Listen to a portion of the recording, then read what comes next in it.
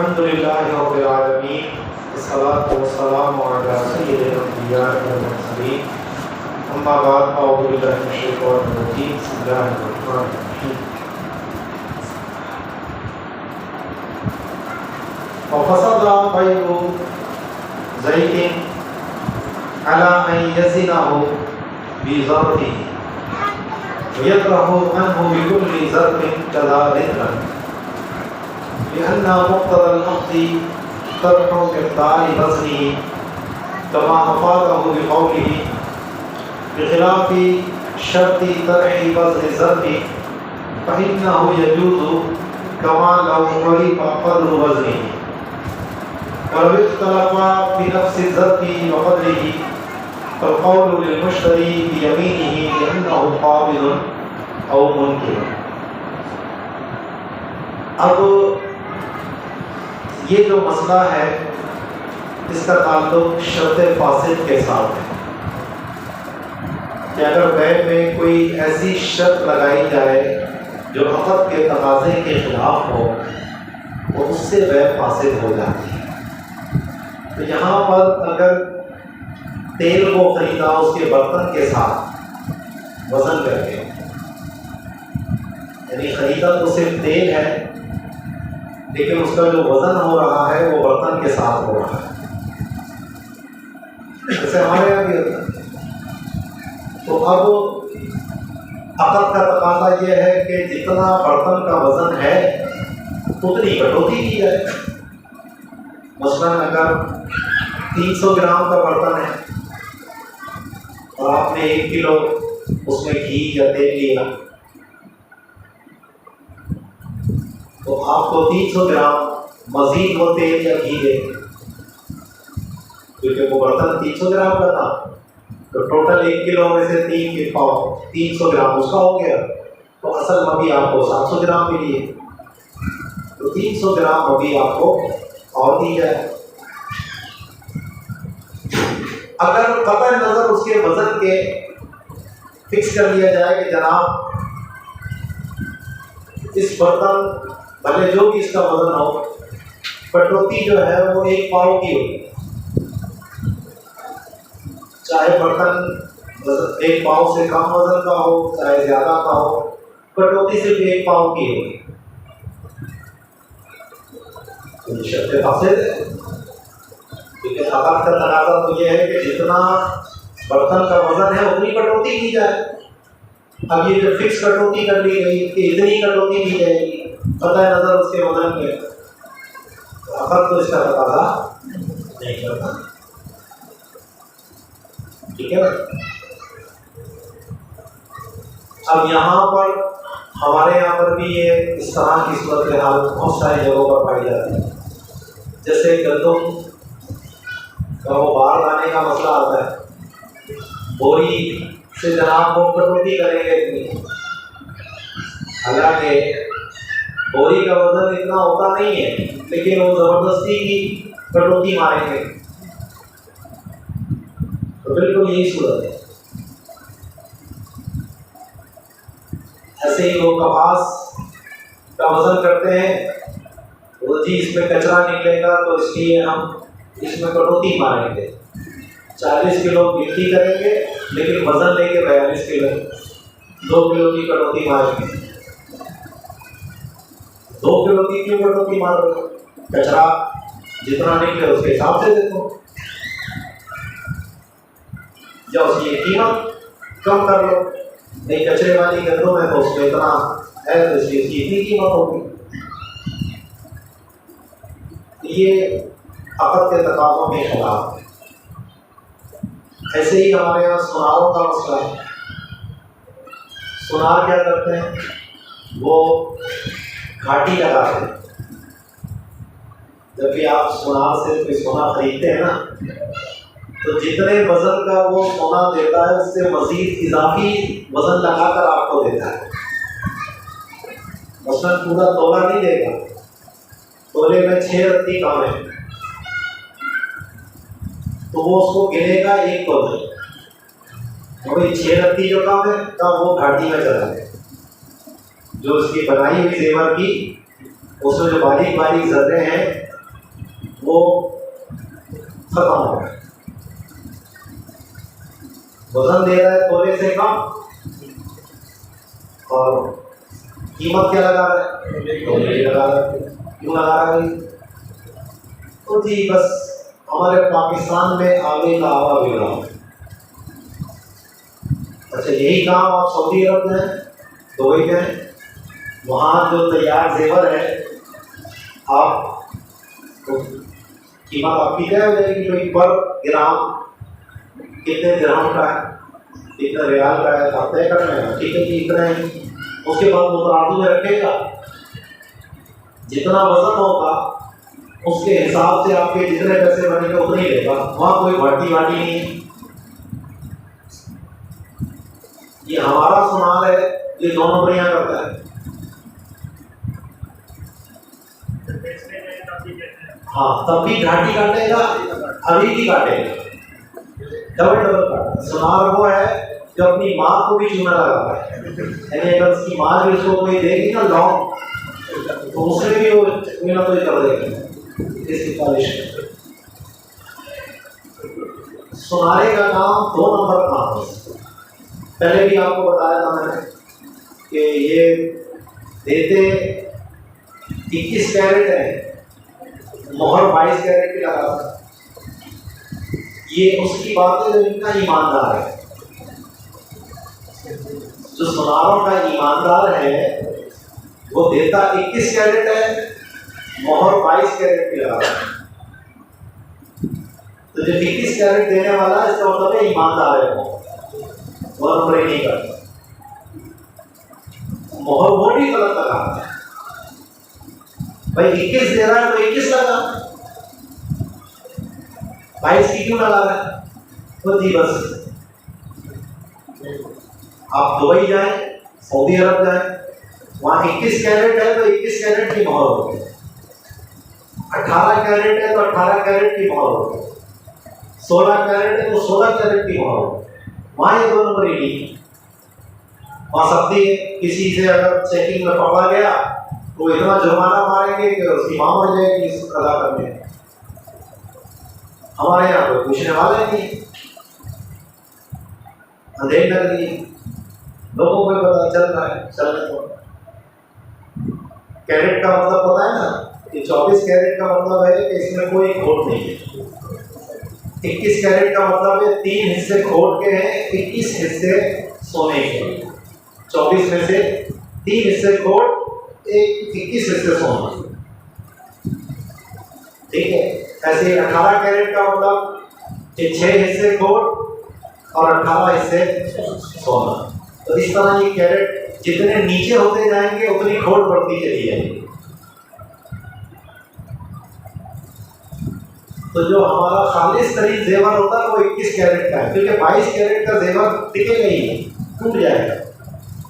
اس میں کھوٹ ملانا مجبوری ہوتی ہے سونے کو مضبوط کرنے کی. سونا بہت نرم کھاد ہے تو وہ ٹوٹ جائے گا اگر آپ 22 کیرٹ کا بنائیں گے. تو بھائی جب ٹھیک ہے سمجھ آ گئی بات, تو جب 21 کیرٹ دے رہے ہو تو مہر 21 کیرٹ کی لگا تو کیا جا رہا ہے, بہت کام.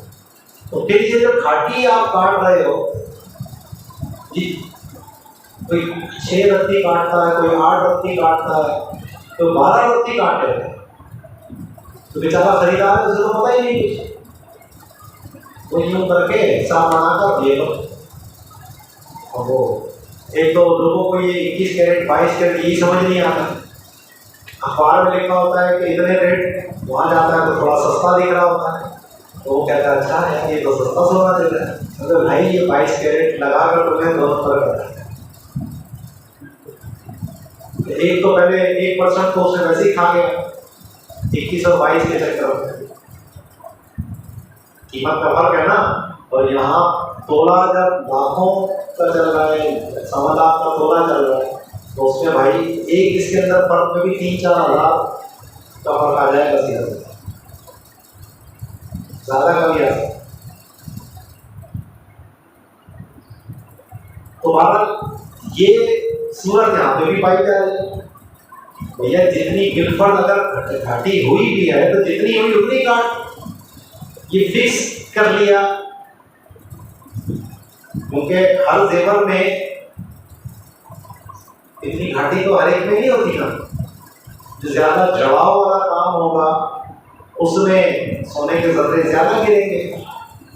لیکن اب مثال کے وہ چوڑی ہے، چوڑی کو لیا اور تو سانچے میں ڈالا، اس میں کون سی گھاٹی آنی ہے؟ وہ اس میں بھی کاٹے گا.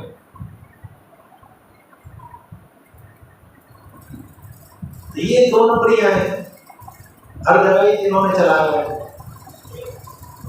تو بھائی بہت کا تقاضا یہ ہے کہ جتنا وزن ہے اتنی کٹوتی کرو، ایک مخصوص مقدار طے کر لینا کہ اتنی ہی کٹوتی کی جائے گی، یہ درست نہیں ہے، یہ عقل کے تقاضوں کے خلاف. سمجھ آ گئی بات؟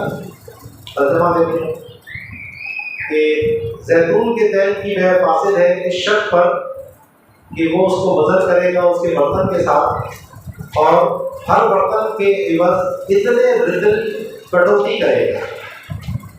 رطل وزن کا پیمانہ ہے، گرام پہ لوگا ہے ہمارے پاس. کیونکہ عقل کا تقاضا تو یہ ہے کہ جتنے برتن کا وزن ہے اس کی مقدار کٹوتی کی جائے.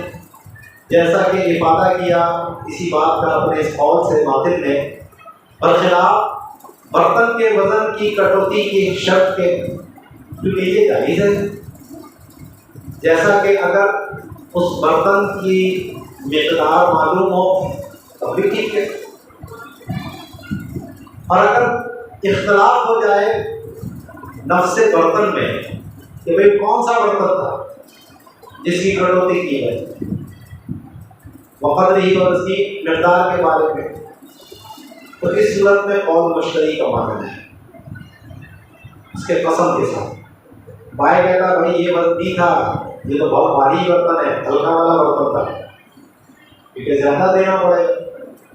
مشتری کہتا نہیں یہی تھا، تو قول مشتری کا مانیں گے قسم کے ساتھ لِأَنَّهُ قابض، کیونکہ بھیا برتن پہ قبضہ جس نے کیا اسے زیادہ پتا ہے کس چیز پہ قبضہ کیا تھا میں نے، تو قول قابض کا ہوتا ہے.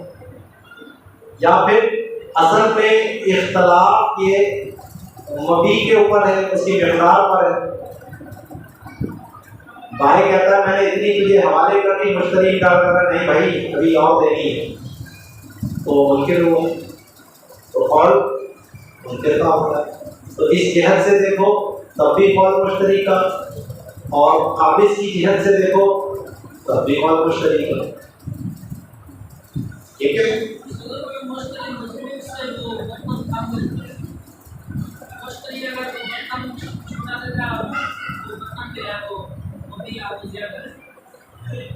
بھائی وزن کی بات ہوگی نا، کٹوتی کر رہا ہے. مثلا پہلے گھروں میں ہوتا تھا، آج تو خیر بہت کم ہو گیا. پہلے وہ گھر کا برتن بھیجا کرتے تھے گھی لینے کے لیے، جہاں میں 1 پاؤ گھی لیا، تو وہ کیا کرتا تھا پہلے وہ برتن کو توڑتا تھا، ٹھیک ہے، اس کو برابر کرنے کے بعد پھر وہ پاؤں کا بٹا رکھتا تھا. ایسے ہی کرتا تھا نا، تو جتنا بیلنس کرے گا پہلے اس کے بعد پھر اٹھا دے، ایسے ہی ہوتا ہے. اب ذرا لوگ ڈبوں میں آنے لگ گیا، تھیلیوں میں آنے لگ گیا، تو وہی چیزیں ختم ہو گئی آہستہ آہستہ. لیکن اگر گاؤں دیہات میں جاؤ گے تو وہاں بھی ایسے ہی چلتا ہے، چھوٹی دکانیں ہوتی ہیں اور جو پائیا گیا پائیا گھی کا.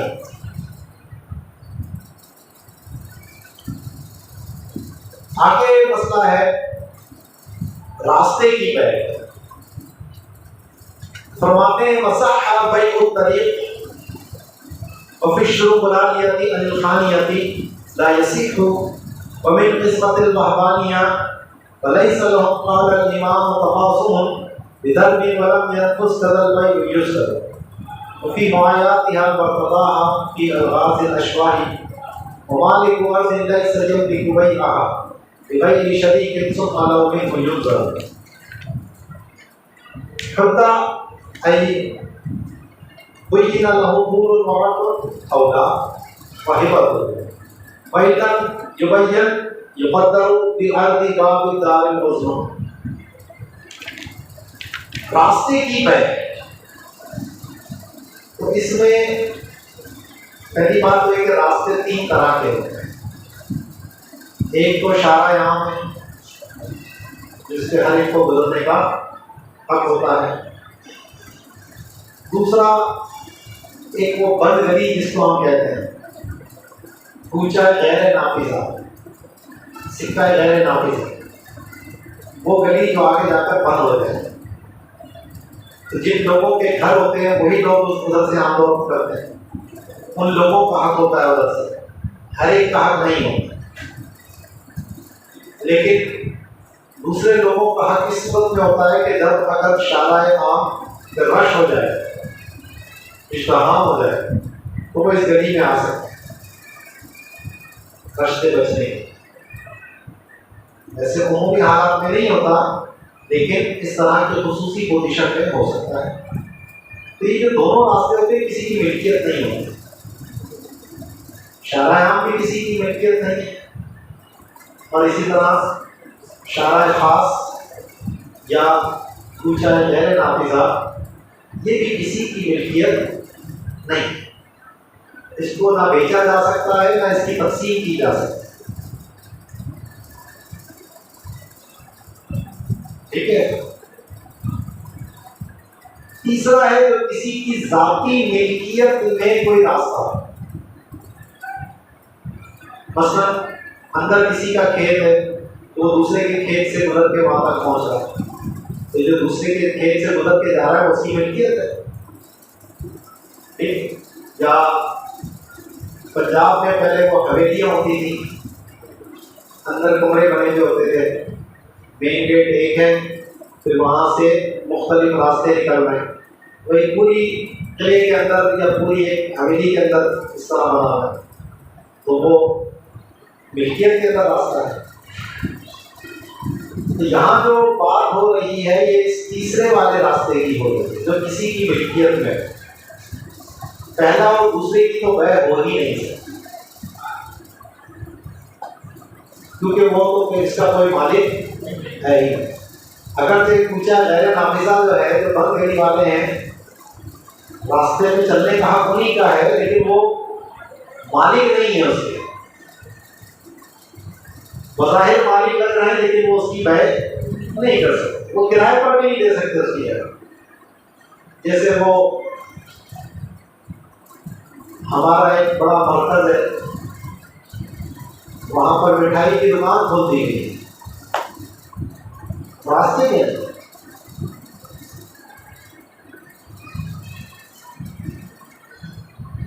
سوری ہے نا، گلی ہے نا، راستہ ہے. وہ راستے میں مٹھائی کی دکان کھولی، کس حیثیت سے کھولی؟ شرعی طور پر کیسے جائز ہو گیا؟ وہ آپ کی ملکیت تو ہے نہیں، وہاں تو لوگوں کے گزرنے کا راستہ تھا، اور جو بھی آئے گا ادھر ہی سے دکان نے راستہ گھیر لیا نا. لیکن بدماشی یہ چل رہا ہے، کوئی بات نہیں، دنیا میں چل رہا ہے، آخرت میں تھوڑی چل رہی ہے.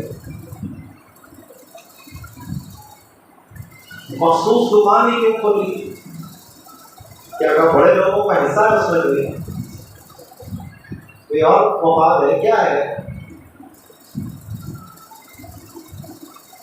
لیکن کوئی پوچھنے والا نہیں، کیونکہ جو بیچارہ پوچھے گا وہ نوکری سے جائے گا، وہاں تو سارے نوکر ہیں. پوچھنے کی ہمت اس میں تو بھائی شارع خاص پہ بھی آپ نے یہ دکان بنانے کی اجازت کیسے دے دی؟ راستہ تھا نا، ملکیت تو تھی نہیں، تو کیسے دے دی اجازت؟ ہمارے فقہا کہہ چکے ہیں راستے کی بے جو ملکیت کے اندر وہ اختلاف اس کے اندر بھی آتا ہے، یہاں تو آپ کی ملکیت ہی نہیں ہے. اگر کوئی پوچھ سکتا ہے تو پوچھ لیں.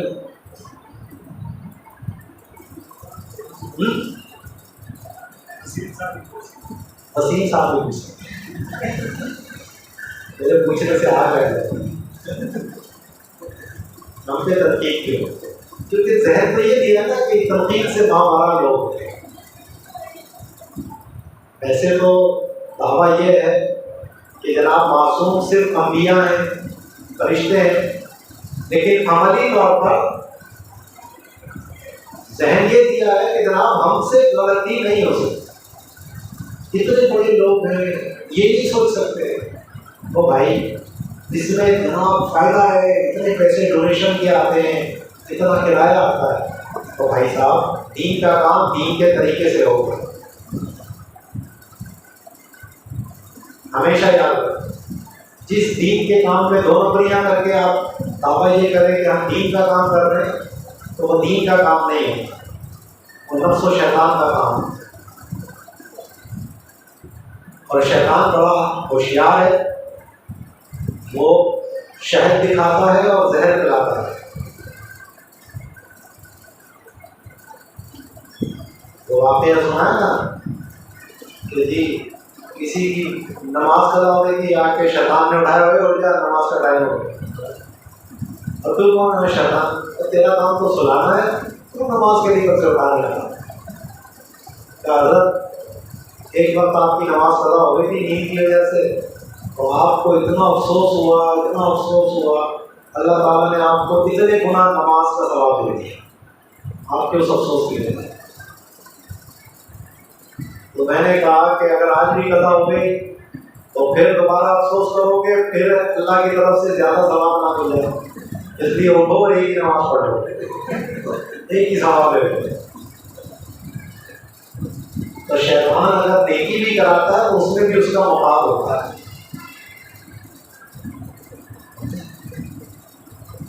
تو ایسے یہ کہ جی ہم تو فائدہ کر رہے ہیں، ہم یہ بڑے بڑے جو سیٹ لوگ ہوتے ہیں نا، یہ بڑی تنظیموں میں ہوتے ہیں، ان کی سوچ یہ ہوتی ہے ہم نے اپنی تنظیم کو فائدہ پہنچانا ہے، ہم نے اپنے اس کو فائدہ پہنچانا ہے، قطع نظر یہ کہ کیا شریعت کے مطابق ہے بھی یا نہیں۔ وہ یہ سمجھ رہے ہوتے ہیں بس یار کیونکہ دین کے نام پہ ہم کر رہے ہیں اس لیے وہ کھلا کھاتا ہے، جو مرضی کرتا ہے، اللہ نیتوں کو دیکھتا ہے، انما الاعمال بالنیات۔ اور شریعت کے سارے احکام چھوڑ کے تجھے یہ یاد رہے گا۔ تو دین کا کام ہمیشہ دین کے احکام کے تابع ہو کر ہوگا۔ آپ پر اللہ نے یہ فرض نہیں کیا، اگر آپ کوئی مستحب کام کر رہے ہیں، کوئی اچھا کام کر رہے ہیں، تو وہ اللہ کے حکم کی نافرمانی کر کے نہیں ہو سکتا۔ جی مسجد بنا رہے ہیں، دوسرے کی زمین پر قبضہ کر کے مسجد بنانا اللہ اور کتنا بڑا ثواب کا کام، تو غصب کر کے تھوڑی مسجد بنے گی۔ مسجد بنانی ہے تو اپنے پیسوں سے بنا دیں، غصب کیوں کر رہے ہیں؟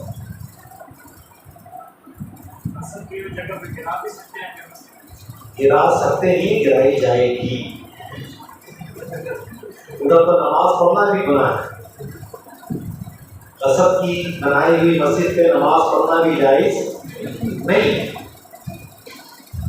وہ اپنے گمان میں سمجھ رہا ہے کہ میں نے مسجد بنائی ہے اور جو مسجد بنانے کے فضائل ہیں وہ مجھے ملیں گے، جنت میں گھر ملے گا بڑی بہت بڑا ہوگا، ایک بکرا الاٹ ہو گیا۔ یہ تو جب قیامت میں پہنچے گا تو پتہ لگے گا کہ کیا کر کے آیا۔ اپنے گمان میں تو وہ تمام سمجھ کے گئے، لیکن حقیقت میں کیا ہے؟ گناہ کر کے جائے۔ یہ اصول ہمیشہ یاد رکھو، دین کا کام دین کے احکام کے مطابق ہوگا۔ اگر دین کے احکام کی پابندی کر کے جو کام کیا جا رہا ہے وہ دین کا کام نہیں، اگرچہ دعویٰ یہی ہے، وہ نفس و شیطان کا کام۔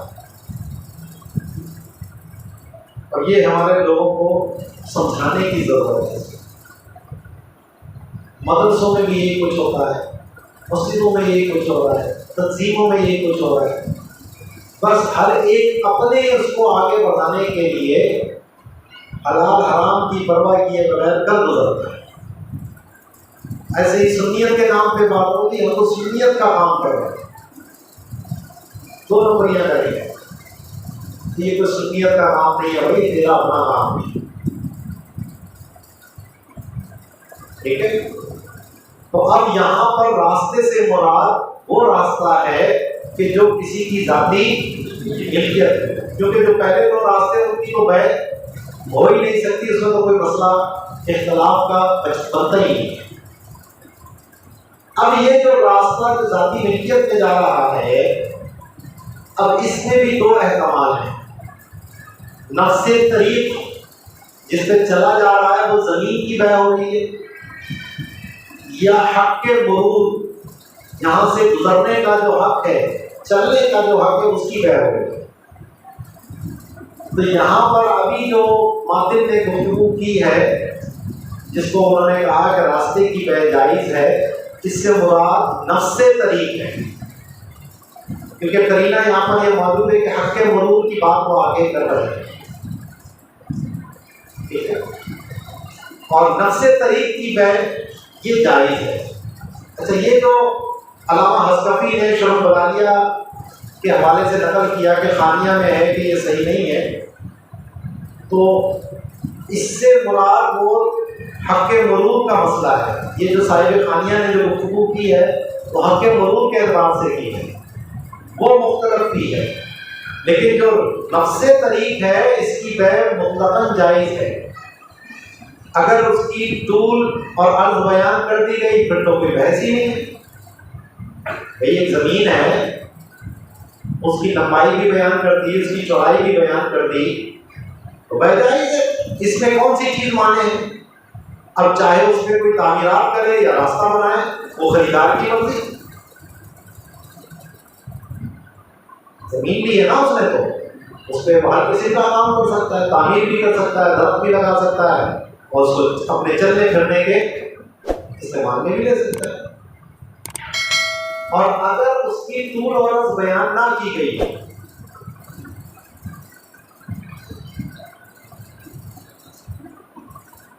اور اگر اس کا طول اور عرض بیان نہ کیا گیا ہو، تو اب قیاس کے مطابق دیکھا جائے تو یہ حاصل ہونی چاہیے، مجہول ہے۔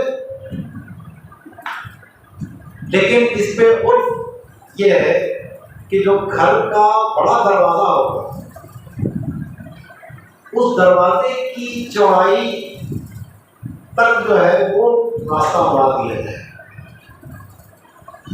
اور اس ملکیت سے باہر جب آپ شارع عام میں کھلے گا وہاں تک کی لمبائی ہوگی۔ تو عرف نے اس کی جہالت کو دور کر دیا ہے، تو اس لیے جو ہے یہ بے پھر بھی درست ہے۔ اگرچہ قیاس یہ کہتا ہے کہ جب طول و عرض بیان نہیں ہے، مجہول ہو گئی جگہ، جب مجہول ہے تو فساد کا مسئلہ ہے، لیکن یہاں فساد اس لیے نہیں ہے کہ عام طور پر جب بندہ راستہ خرید رہا ہے تو وہ راستہ اتنا ہی لے گا جتنا اس کے دروازے سے سیدھا جا رہا ہوتا ہے۔ ہم بھی گلی کا دروازہ رکھتے ہیں، اتنا ہی ہوتا ہے نا، اسی کی سیٹ میں جا رہے ہوتے ہیں، اس لیے یہ بے مطلقاً جائز ہے۔ اچھا، یہ جو دو عبارتیں نقل کی ہیں، ان دونوں کا تعلق اس سکہ غیر نافذہ سے ہے، اور سکہ غیر نافذہ کی بے تو مطلقاً باطل ہے کیونکہ مالک ہی نہیں ہے۔ تو ان دونوں کا تعلق اس راستے کی بے والے مسئلے سے نہیں ہے، کیونکہ یہاں جس راستے کی بات کی جا رہی ہے وہ ملکیت میں جو کسی کی ہو اس کی بات ہو رہی ہے، اور یہ جو دونوں انہوں نے اس بحرانیہ کے حوالے سے جو بیان کیا، یہ دونوں سکہ غیر نافذہ کی بات کر رہے ہیں جو کسی کی ملکیت میں نہیں، ٹھیک ہے۔ تو دیکھو فرماتے ہیں صحیح ہے راستے کی بے یعنی نفس طریق کی بے، اور شرح البلاغیہ نے خانیہ کے حوالے سے کہا کہ یہ بے درست نہیں، تو یہ بھی مغالطہ ہے کیونکہ اس کا تعلق نفس طریق سے نہیں ہے، خانیہ میں اس کا تعلق نفس مرور سے ہے، حق مرور سے ہے۔ اور بحبانیہ کے باب القسمہ میں ہے کہ لیس لہم قال الامام، یہ جملہ مخرجہ آیا، یعنی امام اعظم نے فرمایا لوگوں کو حق نہیں ہے کہ وہ گلی کی آپس میں تقسیم کر لیں جو کہ کھلا ہوا نہ ہو، یعنی جو بند راستہ ہے لوگوں کو یہ حق نہیں ہے کہ آپس میں اس کی تقسیم کرنے ہیں کہ بھائی اتنا حصہ تیرا، اتنا حصہ تیرا، اتنا حصہ وقت بھائی یوز کرو. اسی طرح ہو بے کا ہے تو ان کو بے کا بھی کوئی اختیار نہیں ہے کیونکہ وہ اس کے مالک نہیں. اور اسی کے معایات کے بعد میں ہے معایات پہلی کو کہتے ہیں. اور اشرف النظائر کے باب الالغاز میں بھی اسی کو پسند کیا انہوں نے. تو الغاز بھی وہی پہلی کو ہی کہتے ہیں، مشکل سوال جو پہلی پوچھی جاتی ہے. مالک ارض کہ بھیا وہ کون سا زمین کا مالک ہے، لیس یملک بیعہا جو اس کی بیع کا اختیار نہیں رکھتا لغیر شریک ہے، کسی دوسرے شریک کو. اور اگر شریک ہی کو بیچے تو ینظر اس کو بھی دیکھا جائے گا کہ وہ بھی درست ہے یا نہیں. تو صحیح ہے کہ یہ آپس میں بھی ایک دوسرے کو یہ بیع نہیں کر سکتے کیونکہ یہ اس کے مالک نہیں ہے. حدہ اس کا تعلق کوئی پیچھے سے آ گیا، راستے کی بیع درست ہے، حد بیان کر دی گئی ہے اس کی، یعنی طول عرض بیان کر دیا گیا ہو، اولا یا بیان نہیں کیا گیا ہو. وہبہ تو ہو اسی طرح اس کا ہبہ بھی جائز ہے. وَإِن لَمْ يُبَيَّن اور اگر اس کو بیان نہ کیا گیا ہو تو اس کی مقدر کیا جائے گا گھر کے بڑے دروازے کی چوڑائی کے مطابق. تو یہ عظمیٰ کا جو صفت ہے وہ باب کی ہے. گھر کے بڑے دروازے، بڑے گھر کے دروازے کی نہیں، کیونکہ اگر یہ دار کی صفت لگا ہوگی تو بڑا گھر ہو گیا. تو یہ عظمیٰ صفت ہے باب، یعنی گھر کے بڑے دروازے کی چوڑائی. ٹھیک ہے، باقی آگے مسیح ماں اور حق ظہور کی جو گفتگو ہے وہ انشاءاللہ اس کو کر دیں گے.